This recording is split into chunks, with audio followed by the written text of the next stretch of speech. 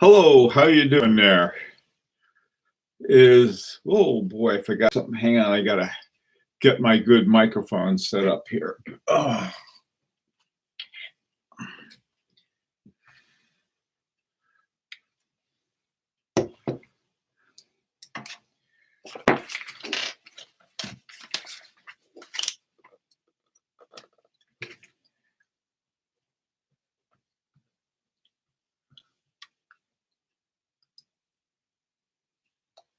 okie doke. All right, is the sound okay? Hi, Mark. Mark, I forgot to connect my microphone, and I just did, and just want to know if it sounds okay. Yes? No? Maybe? Video is great too. Oh, good. Okay, great. Um, I always like to restart my computer and everything before we start one of these. So anyway, so we'll get started today. And the thing I want to talk about is naturally this guy.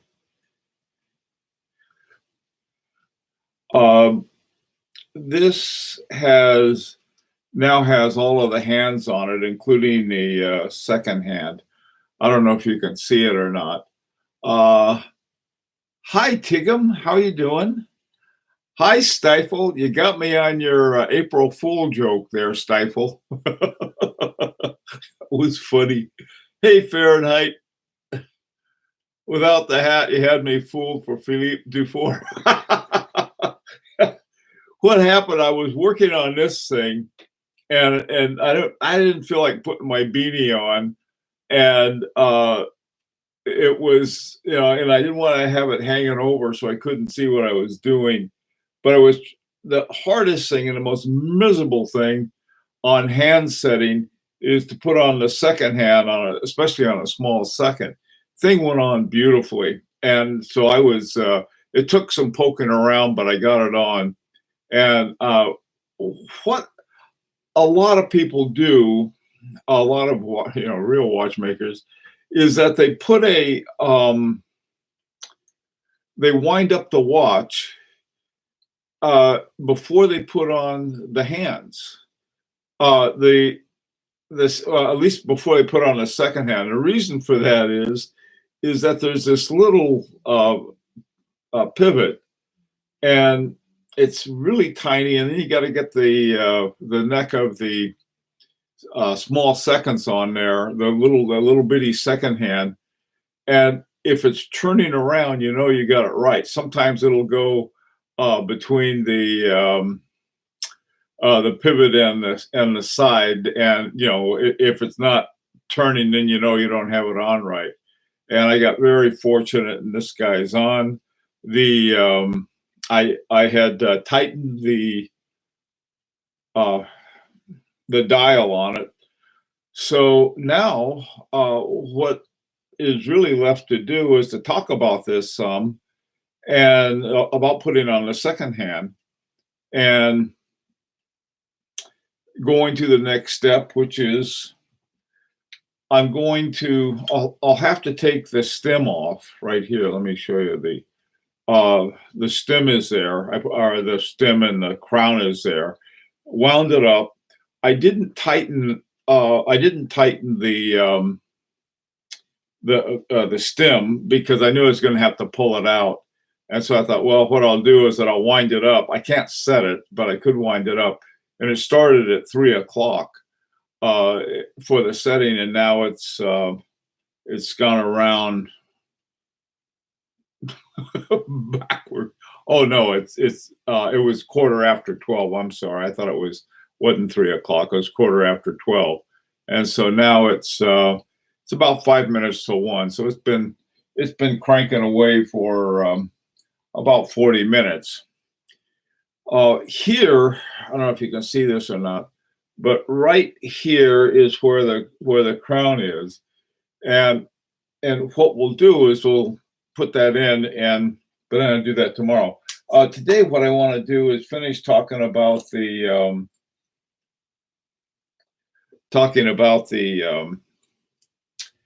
getting the what was involved in getting the that little hand on. One of the first things you got to do is you got to take the, and I know this sounds like a stupid thing to worry about, but you have to take the hand out of the dish. All right, and the dish is this thing here, and trying to chase it around the disc with tweezers I found very difficult. And so I put a little Rodico putty on the end of a pegwood stick and just go down there, poke it, and comes right out. And then you can do one of two things. You can take the pegwood stick with the small hand on it and see if you can put it on top of the pivot and then push it on there with your tweezers. And then once that is done, what I use, I simply use the minute end of my setter. I didn't bother with the gizmo for it because it just was too much. One thing that becomes really important about this, I don't know if you can see it or not, sometimes the hands bend, and what you have to be careful of is that they have enough clearance so they'll go over the second hand, and the minute hand has enough clearance so it'll go over the hour hand. And if those are set, then you're good to go, because a lot of times they bend downwards or bend some other ways. So anyway, hey John and Bruce, how you guys doing? Yeah. Mixed up with Philippe Dufour. So the what I want to do as soon as we get the thing together, because to me the hard part is, well, there are a couple other hard parts, but they're not thinking hard. They're hard because I have no bad coordination. Okay, are the enamel dials, which you were talking about in your neighborhood, available for the movement which you're presently working on? Oh yeah.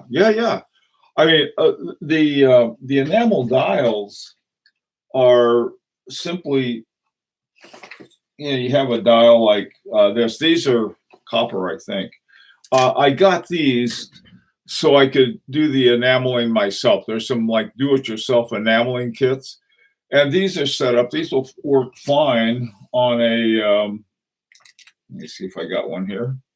This one fell out of my hands the other day, so I got to be careful with a little booger. Let me show you. Okay. Oh well, this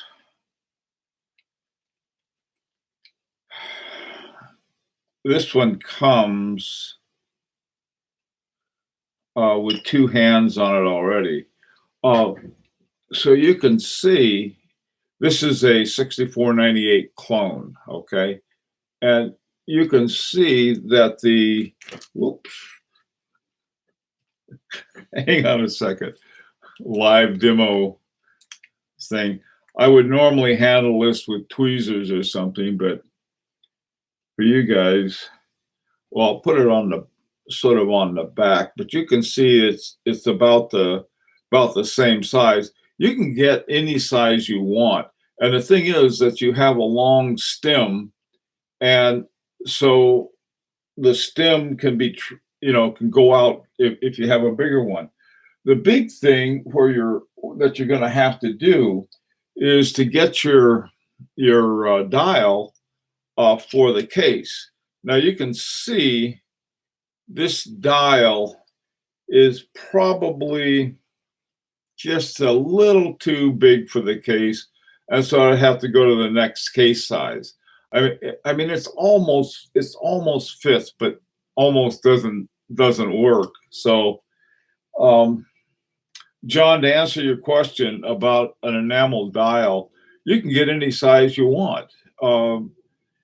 If you have them done bespoke. Now, the guy who lives, and he doesn't live in my neighborhood, unfortunately, but he lives not too far from me. It's probably about I don't know, 10 miles or so down the road in another town. And he and I have talked a little, but not too much, because we're waiting until this whole thing clears up, and then we'll get together on that. So that's sort of the story on that. Some dials have tall hour markers, so you can have to make sure the hands clear, especially in the center seconds.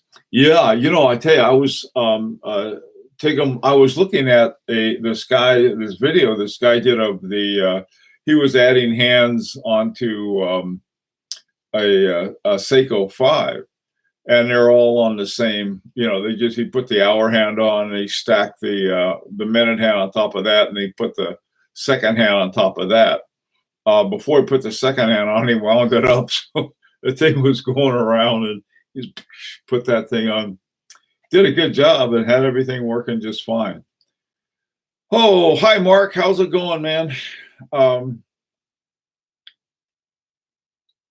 Forbin, you haven't done a video with the camera pointing down the tabletop.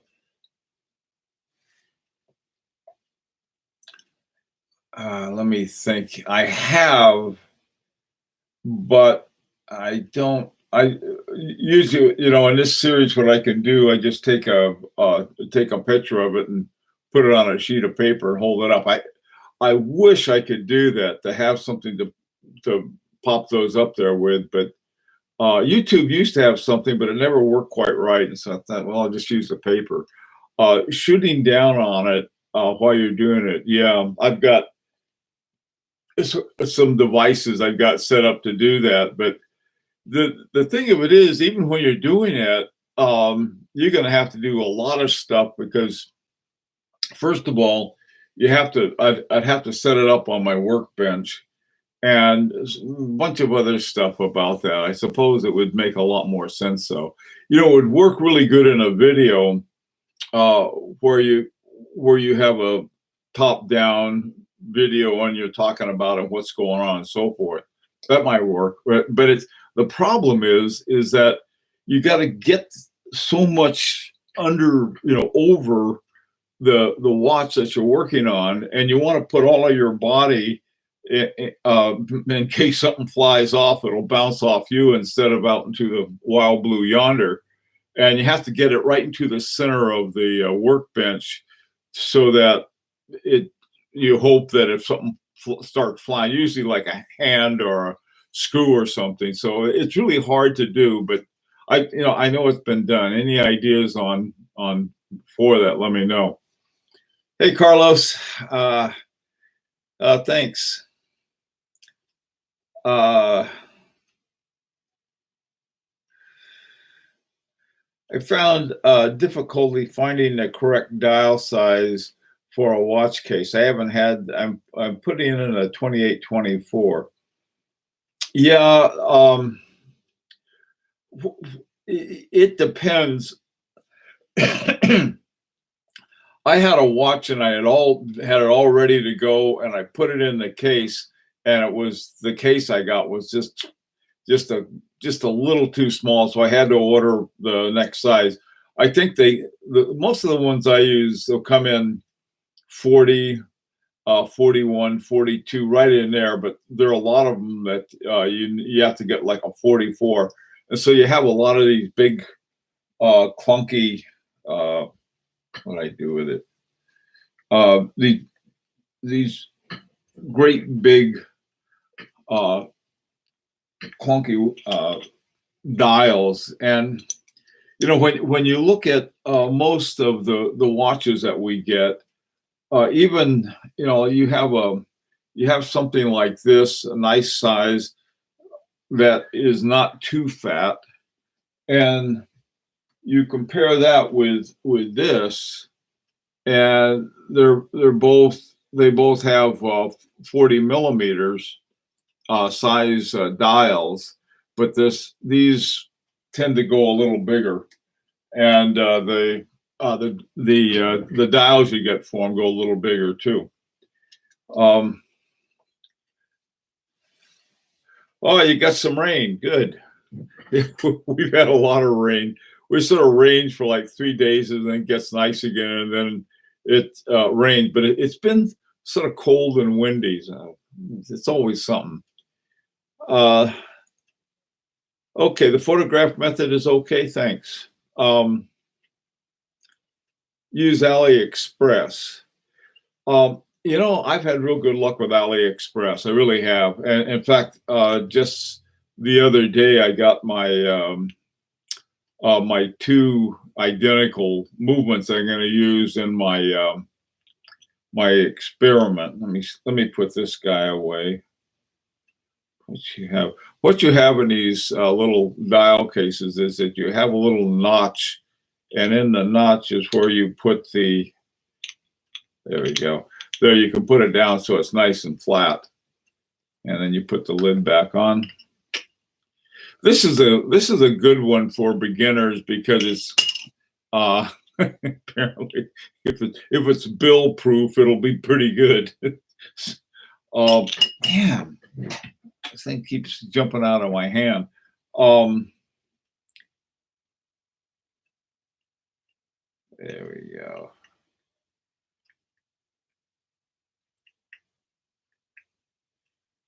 I'll fix it later. The thing that's good about this, it's got this giant regulator needle on it, and so it's easy to push back and forth with a toothpick.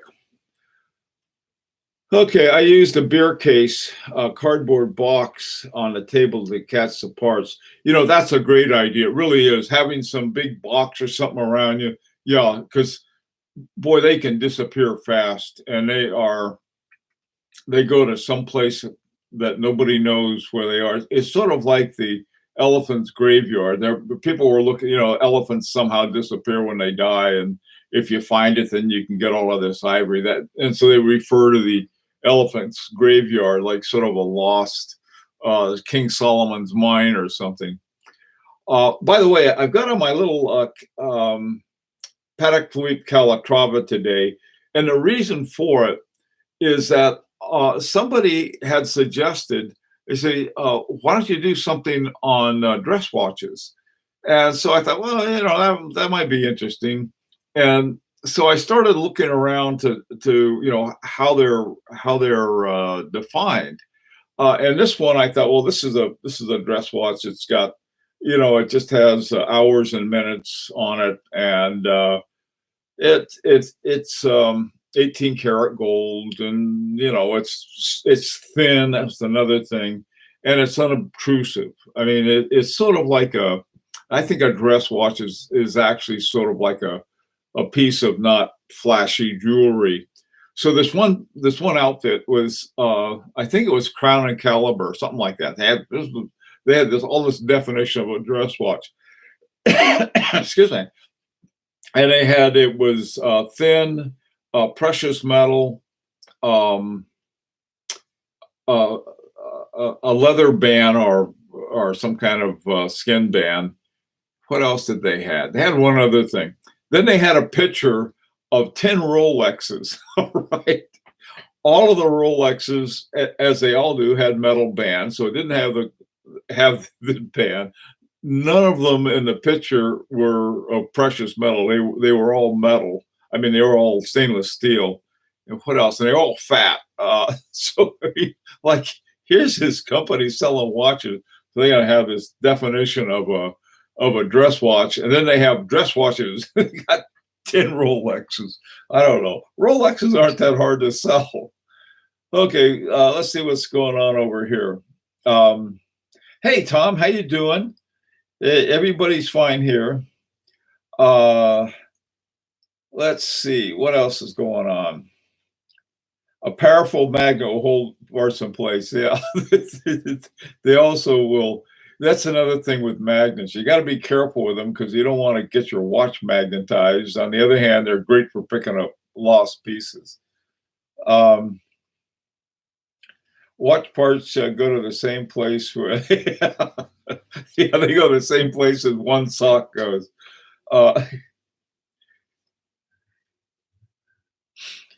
Okay. Yeah, manual wine. Bruce, you're right. Manual wine was another characteristic I think they had. The reason for manual wine is that manual wine watches generally are thinner. Bulgari came out with a real thin automatic not too long ago, but for thinness, it's really hard to beat a hand wound. And this thing's got a lot of stuff in it, and compared to let me see if I got here's a, you can see the difference here.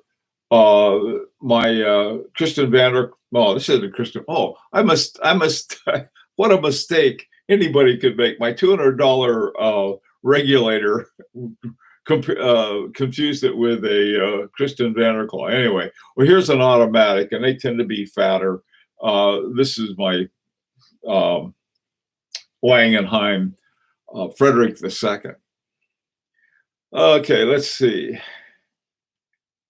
What's going on? Okay. All right. Now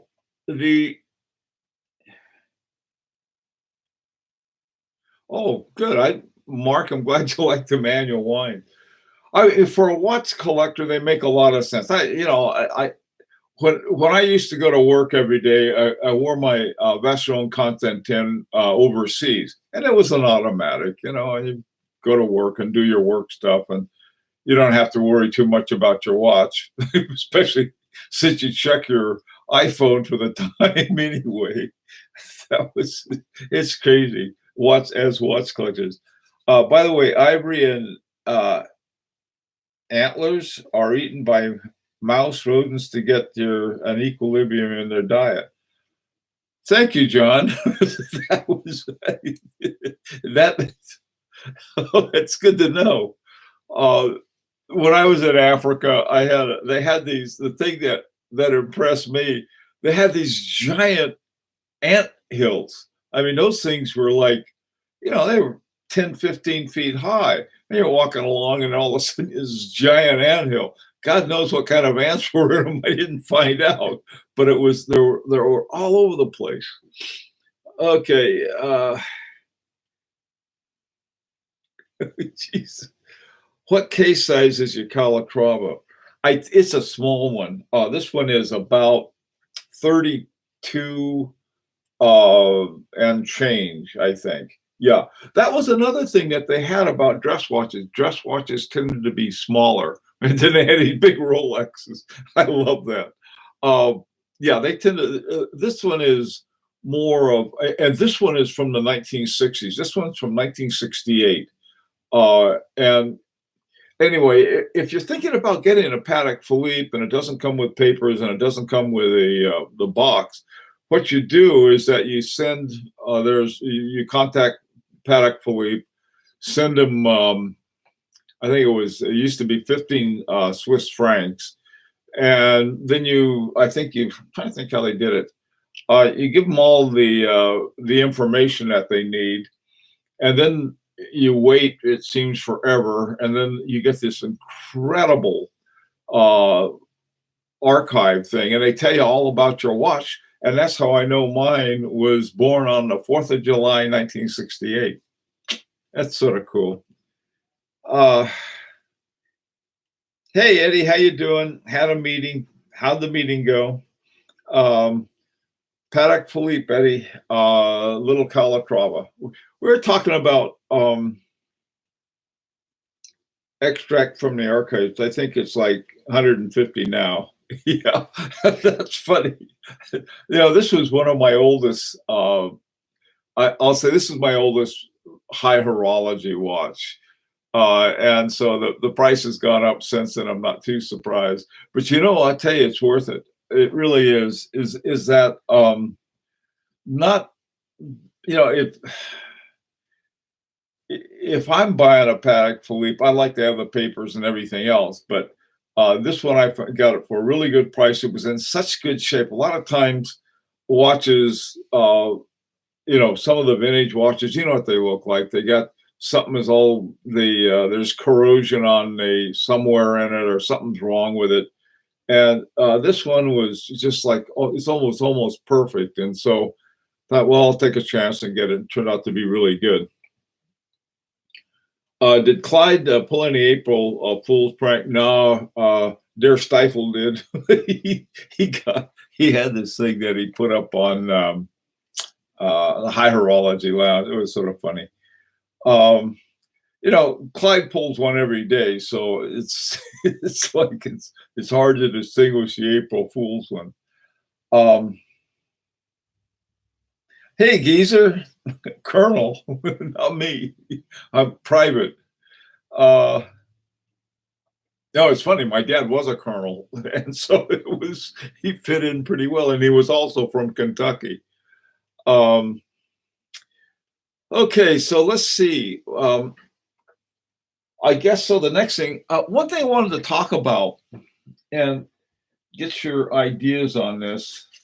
What I wanted to do. This is I don't throw wood away. There's almost any kind of wood I keep, and thinking, well, I'll need it someday. And I had a couple different ones thinking to use for. There's some more wood that I have. This was from some floor paneling, and this has turned out to be the most useful wood. Now I'll go out to one of my saws and go to town on it. This one has already got started right there. You can see it. And this is what I wanted to use for my my homemade resonance watts clock. And the idea was to have one watch in a stable position, and then have this one swing around and pivot on something. I don't know what I'll do, but I'll get it all chopped up. I got tons of this stuff because we had some flooring put in about 15 years ago or some point. I still got the whatever is left over from it. And then this piece of wood is it's simply a paint stir, but this was one I hadn't used. So I thought, well, heck, I can use this one and then I'll mount them together. But what I would have to do is keep part of this one so that when it swung around to the second one, I'd have one here with the balance pointing one way, and then the other one here with the balance pointing the other way, and just swing it around to demonstrate resonance. And then as I pulled it out, the resonance would lose its resonance, and then I could do a slow motion videotape of that. It really worked well when I did it on my real resonance watch. So that might be sort of a fun thing to see. And if I demonstrate it, I can guarantee it'll blow up in my face if I do it live. So I'll have to be careful about it. Okay, what's going on? Let's see, Mark. I've gone to wearing a watch for 7 days straight and regularly winding it every morning as a satisfaction that I can't explain. Yeah, that's the cool thing about it. I mean, this guy I wound up this morning, and you're right. There is something about it. You have a really good instrument in your hand. There's a certain heft to your really good watches. I don't care what anybody says. There's a different heft to it, and winding that thing up, and it's sort of nice. And then you put it on. This one, the winding of this one is so unusual. It feels like it's sort of like you have a little box of jewels, and you put the winder into it, and it feels like it's turning in this box of jewels. It is really an amazing watch. And this thing is no spring chicken either. Yeah, all watches have a different characteristic. The winding of this one, now this is an automatic, and winding it feels a little gravelly, but not in a terrible way, but just a little. So you get to know your watches. Each watch has a different personality when you wind them. That probably it may be true with automatics too. It's hard to know. Mark, yeah, this one, I think Mark, you have this one, right? You got the winding of this one is almost like it's not winding anything. It's so smooth, it you feel nothing. They just like wind away on it. I was so surprised by this watch. Okay, let's see. A nice fat onion crown is a pleasure to wind. I agree, Fahrenheit. Love those things. Have you done a video on MB&F? No. I wait a minute. Maybe I did. I don't remember. They would be a good one to do it on. MB&F uses the Moser hairspring, so I think it'd be a doubly interesting one. They have so many cool watches, though. I'd have to take a look. Let me double check. There are a lot of videos that I did. I think I'm working on my 260th, some crazy number of videos that I've done, and I try to remember all of them. I love good manual wind watches. There's something so spiritual about winding high quality manual. Exactly. I think that's what it is, Geezer. You can feel the quality and the craftsmanship. Looking at the back of this guy right here is, in fact, I could turn it upside down and look at it while I'm winding it. There are all kinds of neat things with winding watches. And I like to let them unwind all the way. The reason for that is that I don't want any part of the spring to stay like have a binding sense to it. In other words, it'll stay if you don't uncoil it. There's the coiling on it is sometimes they don't, they get stuck there, and so I like to let them like a free range chicken. One watch that I really like a lot, but I don't like for the same reason I like it is my H. Moser Endeavor Center of Seconds. The reason I don't like it, it's a 7-day wind, and so I wind the whole thing up, but I can't get to wind it until 8 or 9 days because it goes so long. Yeah, the RLD, the Rolf Lang Dresden. Boy, that watch is really a beautiful watch to wind. Very pleasurable one. That's a gorgeous one. That's when you can really feel the craftsmanship in. Jacquet 736 is very different winding from your Nomos Orion. Yeah, that's it. And I don't know. There's each one, like I said, that have a personality to it. Saw a video on Max Busser and Waiko yesterday. Max is a very interesting guy. He's very clear about who helps him, unlike other brands. Yeah. That's, there's some brands that act, I really do like Maurice Lacroix. They make excellent watches, but I wish they would sort of be a lot clearer about their manufactured versus ones that are not manufactured. And it just would help because they have some really nice manufactured ones. They have some that are manufactured by others, such as the Jacquet 736. And, I'd brag about it rather than, than, try to act like you did it yourself when you didn't. Der Stifle on hacking. This one has hacking, and well, this one doesn't. It's hours and minutes anyway. So what do you need hacking for? Most of my watches, my FP Journes, they don't have hacking. Patek Philippe's don't have hacking. I think just about every German watch has hacking, but Germans couldn't stand it if they couldn't hack. The H. Mosers have, I got used to using another word rather than hacking because hacking was also used in computer terminology. I like they have something they call a stop second, and there are different ways to have it. And I guess some are better engineered than others. I'll put it that way.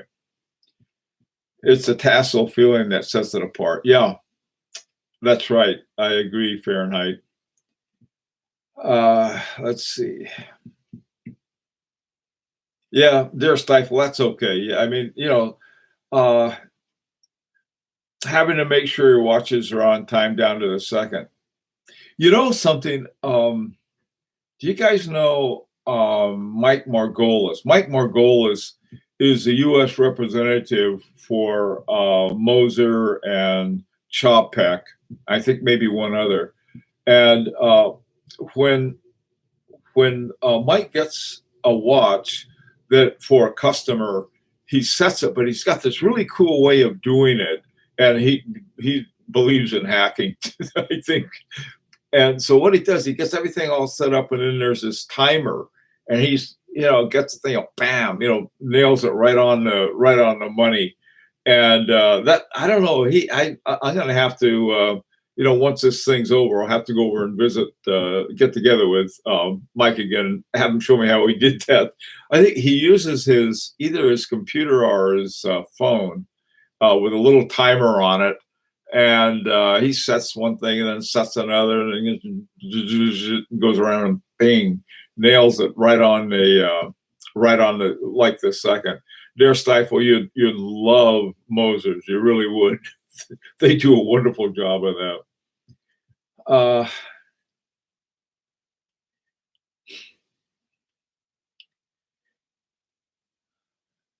Oh, you got a Nautilus. Yeah, Nautilus not going to have hacking. It's a Patek Philippe. To me, like I said, it's something I can take or leave. It's not important to me. I mean, here we are. We're dealing with really an archaic technology, and we're worrying about precision. We got a computer. We got a phone that's has a link to an atomic clock and a mine shaft in Utah, where they have perfect time, and yet we're worried about. It always reminds me of one of those old, World War II movies, the old black and white ones. Okay, man, let's synchronize our watches. You're getting together. Okay, that's me though. I'm just totally irresponsible. What are your thoughts on Sin as a brand for a daily driver tool watch? I tell you, dear Stifle, I have. All of these people keep saying, "Oh, you got to get Sin. You got to, they're really wonderful watches," and I think all of them, are running on ETAs or Solitas or something like that, as far as I can tell, and they're nice looking watches and they're honest watches. I mean, if you get a Sin, you know exactly what you're getting in it. You're getting from it. So let me see, what is it? One of my favorite watches, and maybe I will get one of these someday. There was the German Air Force had a contract with, oh God, I forgot. There were two different watch companies. They bought the watches from one company, and then they had Sin do the service on them. Okay, so what happened was that they forgot the name of the other watches. Anyway, so they would come back, they'd go out for service, and then they would come back with a Sin logo on them, which I thought was really great. And they have some of those. I'm trying to remember the name of it, but it'll come to me. They're called Sin dialed something or other, and it would just be a cool watch to have because of how they went about it. It wasn't anything bad that Sin was doing. I think that they had some kind of reason, but they wanted to get known. I don't know. Fort Collins, Colorado. Okay, let's see what's going on here. Let's see. Have you been surprised by hand winding with a hard to turn crown? Yeah, I run into that. One of my, and I gotta be really careful with these. I think at one time before I sent my FP Journe into service, I was having some problems with that, and I didn't like it. I mean, and they fixed it, but those things. The thing with the for those of you who have either a blue or a Souverain from FP Journe, what they have is that you have these double barrels in parallel as opposed in sequence. And I think winding double barrels in parallel may be a little tougher to do. So that would be one thing. The other is my Vacheron Constantin Historique America in 1921, my 21. That thing takes all day to wind. It's got like a 48-hour charge to it. Maybe it's more than that. Maybe it's 60 hours. But man, you wind and wind and wind and wind that thing. And finally it gets all wound up, keeps great time, but it likes a lot of winding. But there's a watch like that to handle and wind. It's really nice.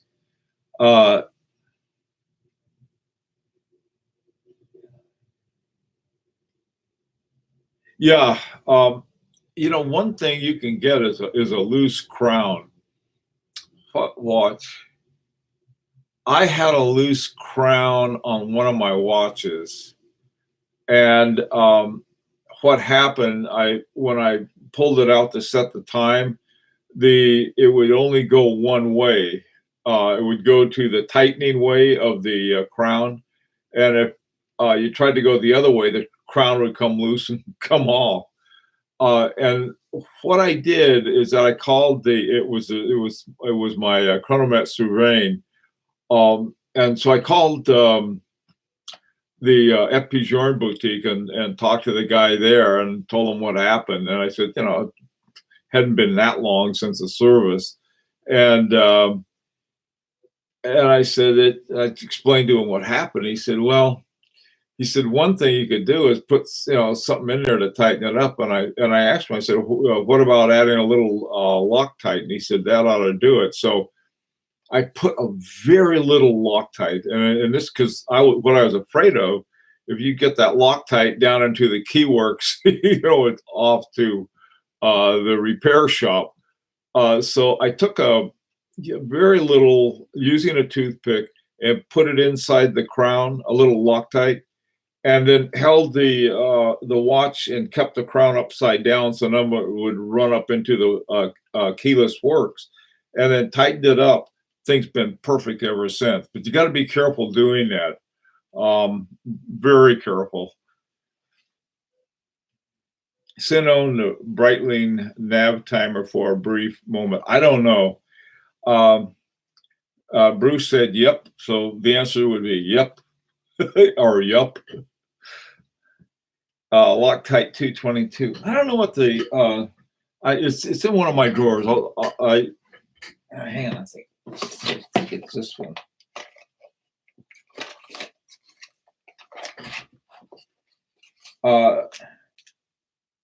No, I use 242. This is the stuff that I use. I don't use it very often, and I tell you, when you do use it, do so very judiciously, because you don't want to pour a lot of it into a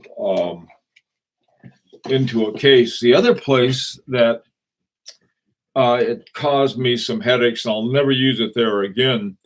On as much as I love this watch, one thing I wish that Marco Lang hadn't have done, beside having 3 lugs. I don't know why. In sort of a freaky way, I like 3 lugs, but I don't. Is that they have these little screws on the end here, and instead of using a springbar tool, what I had to do, I had to make sort of a vice-like thing. I got some I don't know what this stuff is. It was a bag that some fancy watch bands came in, and then you put it in there like this and sort of use it to hold it, and then you're using your other hands. You're trying to hold one screw with one end and one with the other, and try to undo it. What a pain in the neck! I got to tell you, it's something that I wouldn't recommend. I I would not give up my Langenheim though for anything. This watch is just fantastic. The other ones they make are too. Somebody contacted me earlier today and said, "Oh, hey, there's a video that Jins, who's a guy that I think he came down from A Longa, who took over Langenheim." And I hadn't seen anything that they did, but apparently he did a video on how they added a tourbillon. And I went and took a look at the site, the Langenheim site, and the old website from when Marco was running the show was still there, but they had a new movement called a Movement 9, a 1X, caliber 1X. This is like caliber V1 6. And the thing of it was, he did this watch called a Georg. I don't know how many of you are familiar with it. It's sort of a rectangular shaped watch, beautiful watch. Another one I'd really love to have. But the way he did the movement is just amazing. He has these little bridges, a separate bridge for each of the gears on the gear train, and you can see the whole thing. Just gorgeous. And what they did with that was that they took that movement, they made it a little bigger, and they put a tourbillon at the top. And I thought, holy smoke, that's really wild. And then of course they got the big diamond on top of the balance wheel. So anyway, okay, guys. Well, listen. Wow. Yep. Went over my allotted time. So tomorrow we'll get the dial into the case, and I'm gonna have there's a process of tightening it up and screwing it down. I'll show you how it's done. I'll take some pictures and hold them up here so you can see it. But I tell you, this thing it drives me crazy to do that, but it has to get done. Anyway, everybody take care, and hope to see you tomorrow.